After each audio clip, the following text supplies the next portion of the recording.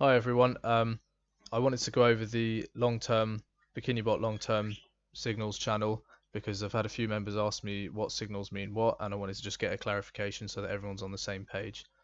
So the first signal I've highlighted here, there's two types of signals.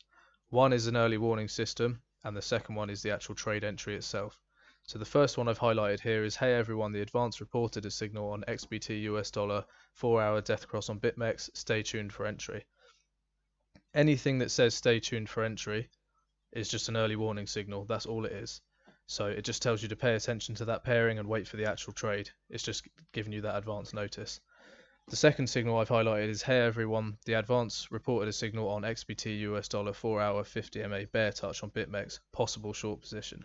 Anything that says possible short or possible long position at the end is a trade entry. The reason it says possible is because Speechless and I will never give you trading advice as such. This is an automated system, and we always want you to have a look at the chart before you enter. That's it.